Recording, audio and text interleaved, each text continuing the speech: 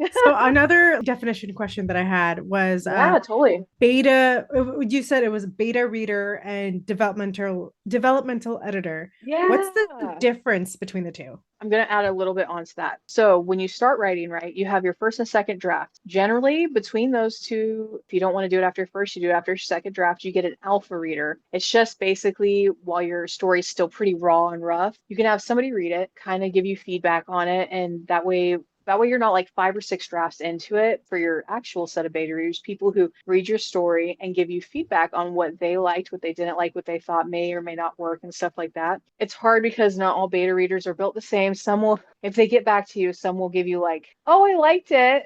I didn't really like that the roses were red and not yellow. It kind of was weird to me, but whatever. There was like a kiss in it, so like it was kind of cool. Like you'll get feedback like that sometimes, and that sucks because that's not helpful at all. But so your alpha readers are the people who read your really messy work. Then you have your beta readers, and those are the more polished ones. After you've done a couple of drafts, like 4 or 5, 6, whatever, and you think that you're like, okay, I'm at a point right now, I'm going to get some eyes on it. You can also bypass alpha readers and just go to beta readers, right? And that's fine. A lot of people do that too. I did that. You can do that, and what they'll do is they'll do the same thing. Now, the difference between an alpha slash beta and developmental editor is alpha and betas generally aren't paid. They're only going to tell you kind of what they didn't like, maybe what they liked, and like if they caught something and they're like, hey, I just read this and I didn't see it mentioned before, and this person is recalling the memory from before, but there was nothing there. So sometimes they'll catch plot holes and stuff, or just things that are missing, or they're confused about.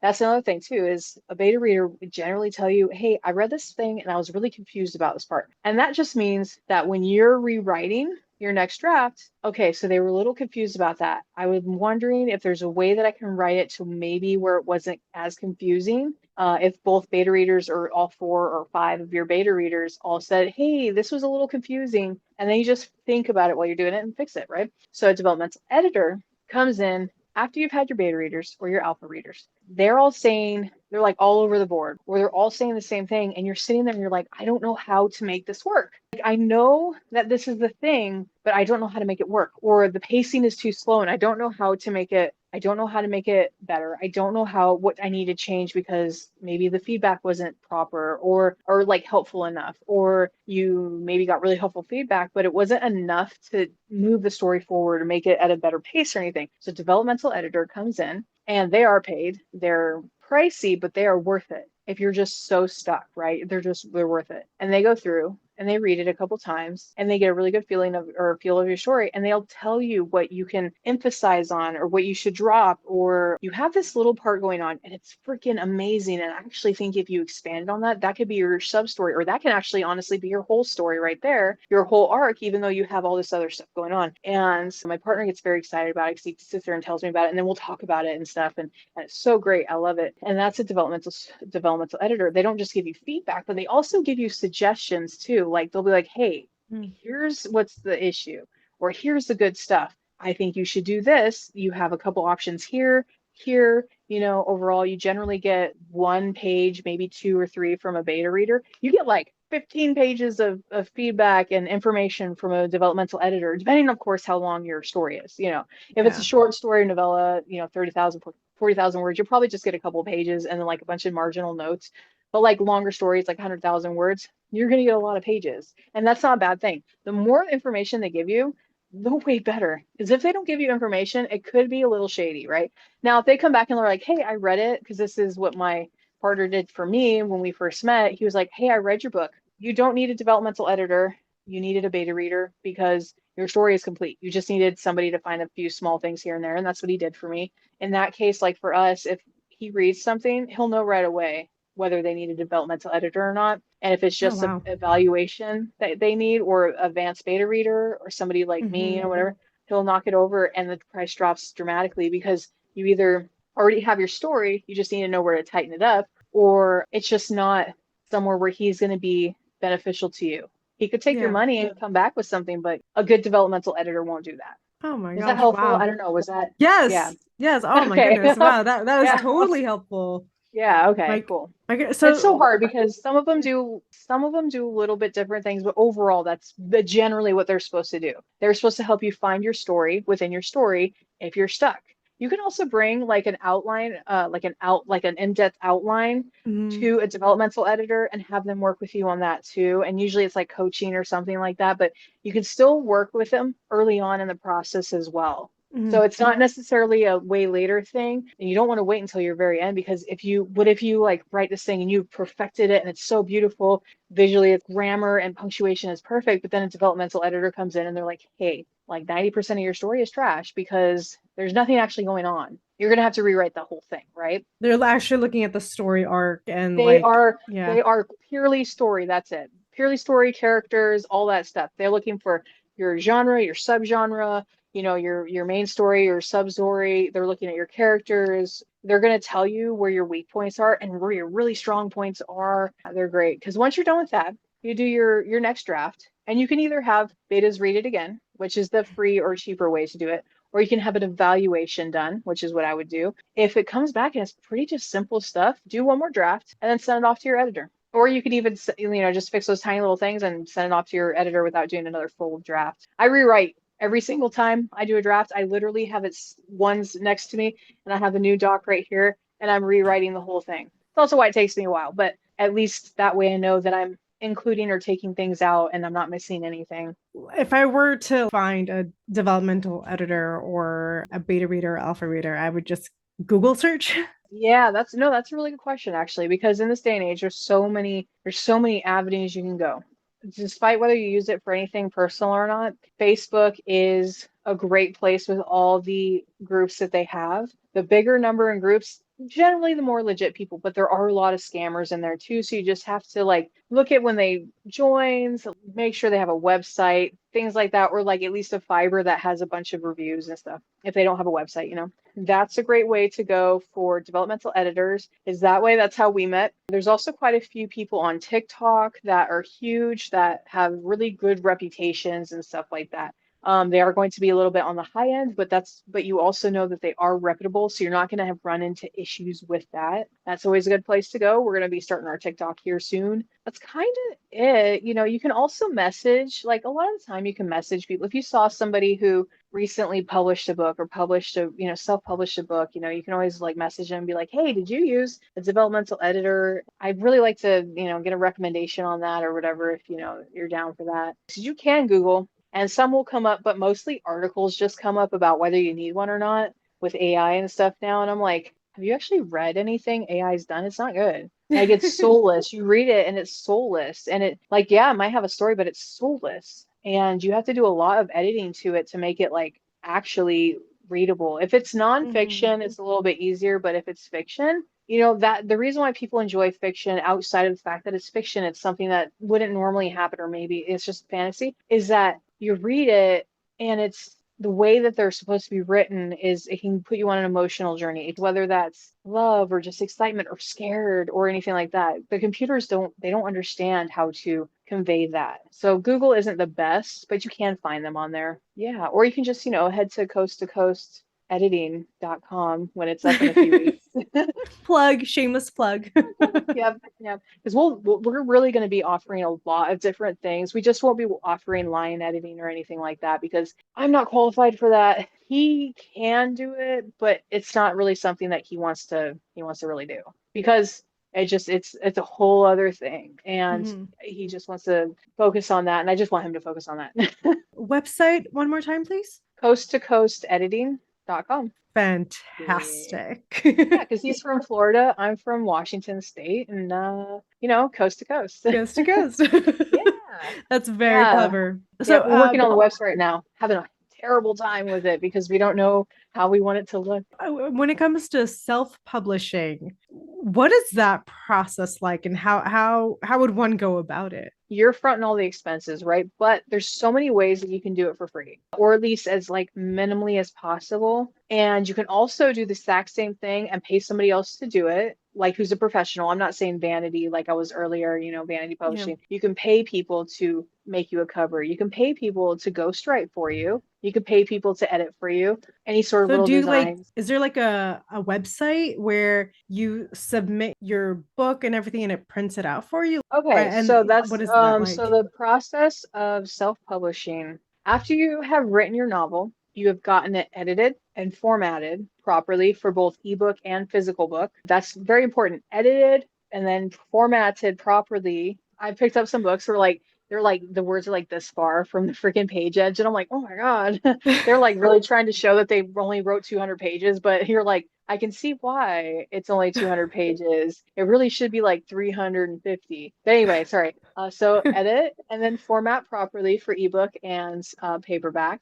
And then once you're done with that, as much as a lot of us despise the Big Smile Company for certain reasons, they're also the biggest place to get books, to read them like on Kindle and to order them Mhm. and stuff because people just, whatever. It's free to do on KDP. That's all you do to is KDP and it'll take you right to the hub. For authors and stuff, you just make sure once you're all formatted, you get in there and you're just like, oh, ebook, and upload your ebook, upload your cover art, answer the information in there, launch. And it takes like 3 days and your book is ready to go live. If you enroll it in the KDB Pro or the Kindle Unlimited program and you're a new author, that's the best way to go because most people will read it because it's free or included in that. Everybody's always like, you have to like price it, so you make a bunch of money and stuff. Sorry, you are brand new. Nobody knows you. Okay. We're going off the basis of you not having done anything, right? Put it in KU. I don't care. Put it in KU. You will make more money that way. I promise, than ebooks because unless you're selling your ebook for like a buck or two. Mine is $2.99 for a 350 page read. Whereas most people in my category and genre or in my genre and stuff like that with 200-page books are charging $5.99, $6.99, $4.99, whatever. I'm doing $2.99, not because I'm trying to make money. I'm just trying to get my book out there to where I get enough reviews and stuff that Mhm. I can put it up to a marginally better price and I don't have to worry about it. But also, once my second book is out for whether it's one of these three that I'm working on, then they'll either read that or they'll read my Phantom book and be like, oh, I want to read something else by her, and then I'll Mhm. have this other one up and it'll keep going, right? So Yeah. with your first book, you do Kindle Unlimited, which also means if you do that, you could only put your ebook on Amazon. But I don't want to say that it's beneficial quite yet. You can when it's done. So every 90 days, you have to renew it, your Kindle Mhm. Unlimited. Otherwise, it just goes straight ebook, because people could still buy it at the same time on Amazon. So if they don't have Kindle Unlimited and you're selling it for $1.99, they'll just pay the $1.99 to read it or whatever. So you could do that. You make money both ways on that. And then you go back into your KDP and you do your paperback. Not necessarily suggested to do a hardback until your book has proven that it can both sell paperback and ebooks. And I say that because if you plan on selling it anywhere else other than Amazon, you'll need to buy an ISBN and they are $125 each. So use them Oh, wow. sparingly. You can buy them in a set of 10 for like 300 or $400, which is perfect, but they're still expensive. So you have to like use them sparingly. I only did mine because my cover is gorgeous and it's a phantom story, and there's plenty of people who are really into hardbacks for stuff like this. And that's the only reason why I did. Also, because I only do hardbacks and I wanted one. So you can do all three for free if you only sell on Amazon because you don't have to buy an ISBN for Amazon. You can have Amazon give you one, but you can only use it on Amazon. So that is a way to do it free and it'll only be available on Amazon. But you can have all of them on there. You can have paperback, hardback, you can have your ebook, so that's the way to do it. And you're published right there. That's it. You can also go through and do the same thing with Barnes and Noble, but Barnes and Noble doesn't have as an expansive online reach as Amazon does because they're a little bit more expensive. So most people Mhm. do like Kindle Unlimited and stuff like that because they already have the access. Barnes and Noble does have something like that. They also do print their own books and stuff if you want to upload through them, but you can only do it through Barnes and Noble. You can't, it doesn't matter if you own the ISBN or not. You can't use it anywhere else. At least with Amazon, you can use it anywhere else. So my book is in physical form at the Barnes and Noble in Lakewood, but that is because I went in personally because it's print on demand. Self-publishing is print on demand most of the time, which means that they only print it when it's ordered. And most places don't want to deal with that because if they don't sell, they have to Mhm. return it. And you foot the cost if they return it, by the way. So, yeah, it's kind of lame. If you do that, like I'm just lucky because the Lakewood, they are constantly selling out of my book. They ordered 100 for my signing. I didn't sell very many, but they also just moved to the location and they didn't like print out the poster they were supposed to. They kind of forgot and stuff. And But she's gonna have me back at the end of the year and stuff, and we're gonna do like this whole thing and stuff. But she's like, "Oh yeah, I'm not even worried about your 100 copies or whatever here, because I think we only sold like five or six." So she means she has like 95 of these things. I was like, are you guys gonna send this back?" She goes, "Oh no, this sells way too good here." She's like, "We sell like 10 a month. By the time you come back, we'll probably have 40 or 30 left." And I was like, "Oh, okay, cool." And then she's like, "And then we don't have to order them until they're gone again, so that, it doesn't worry about that." So So that that's was how really you nice. ended up getting a book signing, is you went in Hmm. personally to Yep. talk to the manager. Some of your smaller, yep, some of your smaller places will do it. So I went into a couple different Barnes and Nobles, and I called four or five more in the area. Some managers don't want to deal with that, so they will not do it. Olympia ordered them the first time, and then they just didn't bring them back in, even though they sold in like a month, which is really fast for a book to be sitting there. But that's okay. If Lakewood just wants to be the one to constantly bring it in, I'm down for that. It doesn't really matter to me. It was just really exciting to see my book in the store. You have to go in and actually do it, or call and actually get that information and stuff, because a lot of this isn't going to be handed to you. It's not like traditionally published stuff where they will advertise for you and things like that. They have a whole bunch of money in the game. You just have your, I don't want to say livelihood, but you have your dignity, your hard work on the line. I don't know why you'd want to stop as soon as your book is like completed. It Mhm. sucks. I hate marketing, but I make TikToks every now and then. I don't do a whole lot anymore. I used to make them a lot, and then I needed a mental break, and now I just make one every 3 or 4 weeks. Well, I'm gonna get back into it a little bit better, but I did cheat a little bit because I wrote a Phantom of the Opera, which already has a fan base, so it was easier to sell. One mistake I do see people constantly doing with self-published books, I am memoired out. People are constantly putting out memoirs, and nobody cares about who you are. In this day and age, all people care about is celebrity. So if you're not a celebrity, you're not going to sell your book. You might sell a couple, but I see it constantly in Facebook groups. My book's been out for 3 years and I've only sold one copy. Well, what's your book about? It's a memoir. Well, that's why. I'm sorry. It's just is the way it is. If you want to write something that's based like that's your memoir and stuff, write something fictional, like an actual story, and you say this was based on events in your life. And that way it's an entertaining memoir, you know? And not saying that memoirs are boring or anything like that. It's just that when people put out memoirs and it's It's marketed like, as one, this is a story about a yeah. woman overcoming, oh, my phone's gonna die.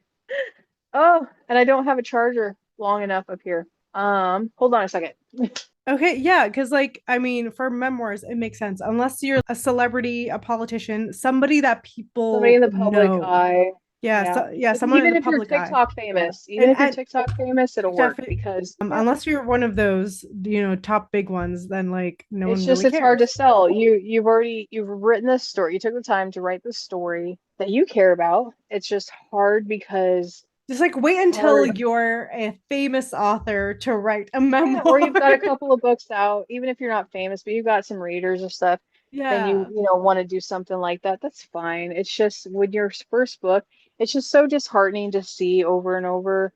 Well, my book doesn't sell. My book doesn't sell. I don't know really what to do. And then you find out it's because it's a memoir, Mm, and you're like, well, I'm sorry, but that's why nobody's reading it. And it's not even a gosh. mean thing. It's just that most people don't care. Oh, this Yeah. is a memoir about how my daddy abused me. I'm sorry, there's so many stories like that. Now, if you put it in a novel form, some people do this. They'll call it a memoir still, but I feel like you should probably stay away from that word and just say, "Hey, this is a story about how I overcame or how this woman overcame abuse and whatever and came out on the Mhm. good side of it."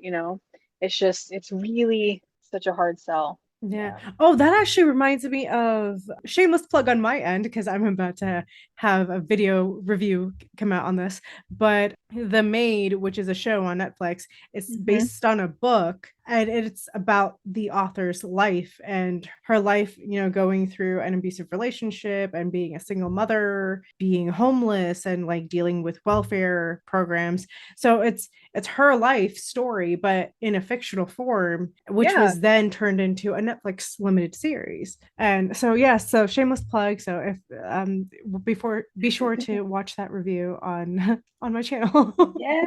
Yeah, that'll be fun. Anything that you wish you knew about being an author? Anybody who would come up to you and ask you for tips or advice, what's something that you would tell them that you wish someone would tell you, or someone had told you? I can't Yeah. talk. I can't.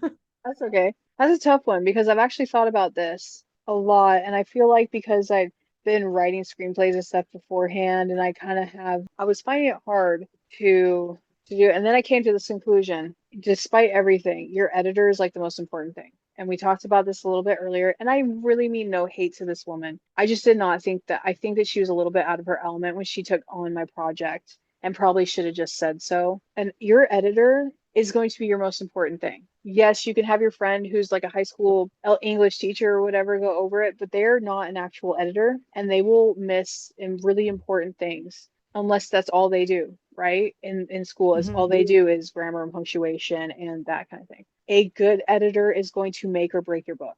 I had to re-edit my book twice after I got it back from her because I was continuously finding stuff. And there's even a few things in there still, but I was like, it's already published, and at this point, like it's going to cost me even more money. So that's why I'm going to do a revision again next year. I'm even going to include some illustrations or something too, just so it feels like it's not like you're not just buying the same book. But I would say that your editor, your final editor, your line editor, your copy editor, they're the most important part of the process because, like I said, they'll make or break your book.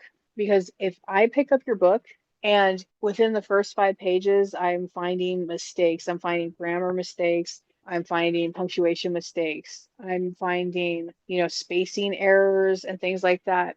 It's not very interesting. Most of the time people will DNF that right away. They'll do not finish. They'll put it down because it's obvious that if it's in the first like 5 pages, if it's in the first chapter, you're going to read that crap throughout the entire book. That's the biggest thing I could tell them. I know that it's expensive. I do know that it's expensive. But if you're going to spend money on anything, you have to spend money on an editor. And after your editor, get a proofreader. That can cost money too. But you can find some people who will do it for pretty inexpensive. Most people will just read it and be like, hey, this isn't right. And then they'll just let you know, right? They just have to read it once, casual read, and you're good usually. But it's very important to do that. And you have to have a proofreader after. My editor told me you don't get a proofreader after you edit, you do it before. And I was like, that doesn't make any sense. A proofreader, it's basically the person who like checks the product before it goes out and makes sure that it's like it was checked by Juan. He said that this was an okay, good, go, cool. Why would you do that before the product's even done? Hmm. But yeah, editor and proofreader, 100%. And no book, even famous books have errors in them until like their 10th or 12th revision. So don't worry about a couple of errors and stuff. Like you read it and you're like, oh my God, that's supposed to be a comma, not a period or whatever. Or like, oh, there's a double space here. That's fine. If you have like a handful of errors in your entire book after it's been gone through 700 times, you're good. You're good. Mark it, and if you really want to, you can go through it again. But So now that your first book is completed, you said you have three more in the works. uh, When can your fans, when can they that's the expect your problem. next book? I haven't written in like 7 months, and it makes me super sad because it's just been a whole bunch of stuff going on, and I haven't been able to. And I'm hoping I get to a point really soon here. Like I've got half of a book done. It's like a priest romance, and I have a quarter of another book done, which is like Angel and Guardian and stuff. But then I have like a horror anthology that I have screenplays for that I wanted to convert to just novel, like little novellas and, have it be an anthology and stuff. And then I have my screenplay bound and stuff. I was going to turn that into a novel instead. And so it's just like I have a lot of these things and I'm like, I don't know. And then a lot of people who love my book, they are asking when the sequel's coming out. And I'm like, I didn't expect to do a sequel. I have an idea for a sequel, but I didn't expect to do one. And so I've been really toying with the idea of that. Boyfriend is going to help me with that. We're going to sit down though here in the next couple of weeks, kind of like, I don't want to say pound out because that doesn't sound right. Um, Churn Hash out, out. churn Like out, we're churn, yeah, churn we're gonna out. see. I don't know if turnout's right either, but like we're gonna see about where my mind really is sitting and like where I want what one I actually just want to work on right now. Because he's like, once you get a first draft done with one of them and they're off with beta readers, you could just work on one of your other books. And I Hmm. was like, oh yeah, that's true. And if I can get, one book out next year, that'd be great. I definitely won't be able to get one out this year. It's way too late, but I'd love to get one out next year. Two next year would be good. I'd love that, but that's like shooting for the stars and then some. Yeah, so there is like an idea for a sequel, and it would work really well. It's not like it's one of those like you don't need it because you don't actually need this, but so many people asking for it. It wouldn't be as long. It would just be more like what happens after all that stuff, you know, and I don't want to give away anything because I can, and I'm really good at it. But yeah, so like, I've got that kind of floating around, and I've got actually like I call it the Priest Chronicles. I have three priest stories that I want to write. It's really hard because I have them all written down. Like I have outlines and like information for them and everything. I just have to like find the will to like write that stuff amongst everything else that's going on. It's so frustrating.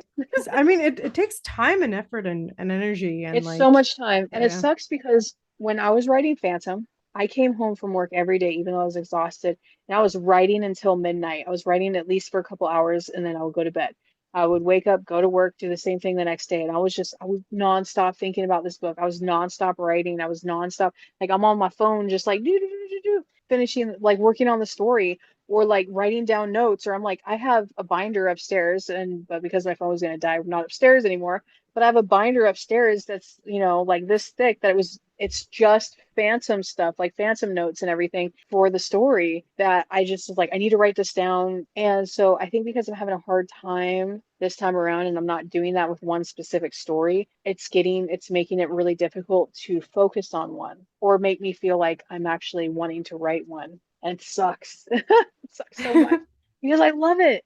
I love it so much. Like I love sitting there and getting into the characters' heads. What emotions do I want the people to feel when they're reading this at this point? What do I want? I want them to know that it's not your standard romance where, well, modern day romance where they meet and they just start getting it on all the time. You're like, no, this story is about a priest and this woman. Like, it's not like he's going to just see her and throw himself at her on the altar, like, the first night they meet, like a lot of these stories. And I'm not knocking those stories at all. I'm just saying that's not how I want my story to go. I really like stories. So my partner's a dude, and when he read my book, he was like, I was a little worried because romance isn't my thing, but he was like, dude, you had me hooked in the first freaking chapter. That was crazy. And then he was like so excited for the rest of it because he's like, there's so much going on, but it's easy to follow, and it's not just about their romance and their friendship and stuff. There's other stuff going on. It was so intriguing and everything. And I was like, yeah, that's what I want. He's like, also, is this what you call a slow burn? I was like, yeah. So, like nothing even happens till age like 200. So, it's just like out of 357. It's kind of like that, I have these ideas and everybody always knows you can have the idea and you can like, you know how it starts and you know what ends. It's just the stuff in the middle. You're like, Mhm. oh, can I just write how they start and then get to the end? Can we just skip to the good part?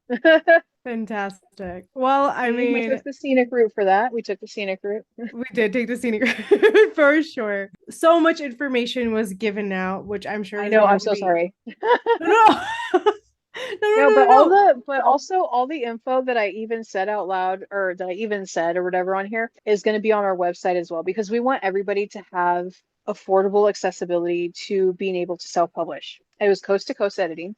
So like we'll have that option on there, right? And anything that we're not going to offer, we'll like post links and stuff to like where you can find out more information on it or how to do it or where this is where you need to go because again, we want it to be affordable and easy for people, right? We'll offer to coach you through the whole thing too for a small fee. It's not like Vanity Press where they will do everything, but they're charging you 5 grand to do it. And the ones that say it's a couple $100, those are even like the worst ones because those are the ones that are going to steal your information.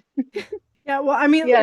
like this right here, like everything that you said is so helpful, especially for anybody who wants to be an author and trying to navigate this whole industry, because there is not a ton of information out there in terms of like, how to break it as an author. And even if there is, it's always contradictory. And And I it's know really that from hard like, now. COVID made everybody an author. Everybody wants to write and everybody wants to do this thing. Traditional publishing houses, one of the reasons why they have this word count thing now so heavily, and like you have to have your inciting incident within like the first 5 to 10 pages, no more than 15, but at first 5 to 10 pages, something, the thing that changes the story and drives the story and sparks that story for the rest of the thing that catapults it and stuff.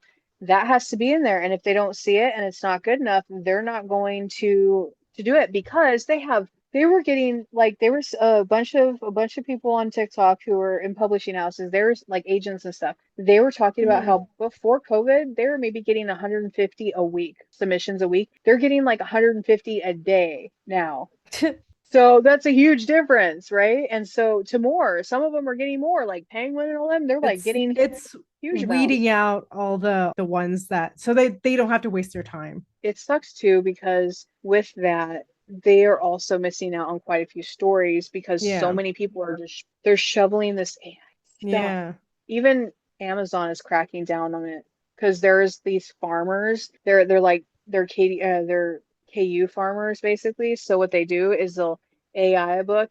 They won't mess with it. They'll put some AI cover on it and they'll put it in there. And they have people just sit there in like a room or a factory or something. They just page count on each one, and there's like 50 people. I swear, I wish I was kidding. Oh my And gosh. they have like 4 or 5 different phones, and they're doing this, and you make like a couple bucks every time somebody finishes a book.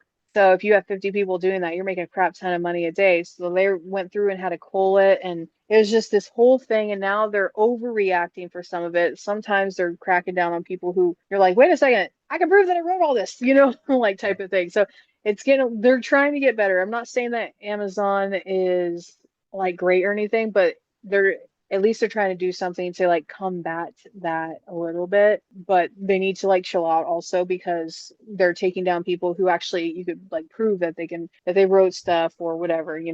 I mean, moral of the story is if you have a story to tell, tell it. You do not have to do it by the book by any means because there are multiple ways to be a Yeah. published author. There are multiple ways to get your story Hmm. out there. Even as a Yeah. screenwriter, there are multiple ways to get your Yeah. script out there, multiple ways to get your films made. And there is Yeah. not one way to do it. And especially after all of this advancement in technology I just want to since say real post quick, pandemic. AI is bad for the environment. Yeah. Well, So, not that kind of technology. I mean, like other types of technology, like cameras and phones, for example. mhm, Anybody can, make a short little 2-minute film or 5-minute film, or mhm. me doing a talk show on Zoom right now Yeah, with right? my little with my little makeshift studio. It's stuff like that where there has been so many advancements where there is no one way to go about it anymore. So Yeah. many ways to get it done with all the technologies we have without you just being like, I'm going to put it into a prompt and have it be done in a few minutes. And Mhm. I may go in and edit it a little bit to make it sound more human, but you didn't do anything. Every naysayer out there is either going in an old-fashioned traditional way, which is no longer relevant, or they're just telling you no because for them it's hard, so they're just projecting that onto Mhm. you. Some people are giving actual advice of like, oh, you want to do this or you don't want to do this, like out of like, genuine concern, because they don't want Yeah, you to get scammed or anything. Take all of the advice, positive and negative, from everyone. Do your diligence. Yeah. join Facebook groups. It's a great way to Yes. make sure that the information you're getting or finding or not finding there's always going to be a handful of people Yeah. of idiots in there, but for the most part, people will be very Like helpful. taking everything with a grain of salt and absolutely doing your research all the way and make sure to confirm things for yourself, really. You know what, you said something that triggered me, and I'm going to say it. Research doesn't matter if it's fiction or not. Whatever you do, everything, despite what the context of your book is, research needs to be done because it's still, even if you're suspending reality, you're in an alternate universe, you're in the future, you're in a made-up world, it still needs to be somewhat ground in reality. So if you are doing something, you need to research within that field. So at least you're using terminology correctly. At least you're using the idea of certain physics, like, oh, this could be theoretically possible if we did this. It doesn't have to be perfect, but I had recently was privileged to read somebody's anthology. One common thing I found throughout all their things is that it was obvious they didn't do any research for the things they're talking about. As a reader, I've had many jobs in my life, so I'm privy to informations that a lot of other people generally maybe not think about. But there's going to be quite a few people out there who will pick up a book or something or pick up a story and they'll read it and they're like, that doesn't seem right to me, right? Especially if it's ground in reality. If the your stories take place in our reality, they need to be researched. That includes what laws are happening or why people are being detained or why this person is doing this as like a priest or whatever. Like there needs to be research done on it too, to make sure that you're just for an example, one of her stories involved some garbage men and stuff, and at the end it was like because of what happened between this pedestrian and or this civilian and this garbage man, New York has put in a new law saying you can't talk to them anymore or just leave them alone, so, that way just let them be. And I was like, I'm gonna look this up, and there's no law in any sort, any state or district saying you can't talk to public officials because you can. They're public servants. Like you need to be able Mhm. to talk to them and stuff. And so I had mentioned to them, I mentioned to them, I was like, hey, you can say something like there's a law trying to be passed, but do not just straight up lie and here and say stuff like this in your books because it's again ground in some sort of our reality and it'll take them out of it immediately. Take them out of it, like because there was quite a few things like that throughout it and stuff. And it's not a bad thing. It's not a bad thing. It's just that if you're gonna say stuff like that, people are most likely gonna check you and they're like, oh, that's not even a real thing. And then it takes them out of the story anyway because they had to think about it like that. Sorry, I could just Again. keep talking about it, so don't let me. Just like get me off the phone. Oh, right. I mean, I think we should call it a night. We've been on here for a couple hours. We have. Oh my gosh. Yeah. Well, again, I just want to say thank you so much for coming onto my show and like giving all of your Thanks, Jess. insight and all of your advice for Yeah. any aspiring authors out there watching this. Let's call it a night. All right. Yeah. See ya. See ya. Bye. Bye. Thank you for joining me. Keep learning, keep growing, and don't be afraid to write your own story. See you next time on Coffee Break Convos. And don't forget to like and subscribe to get notifications on new videos every week. And we'll be having another conversation next week, so be sure to come back and check it out.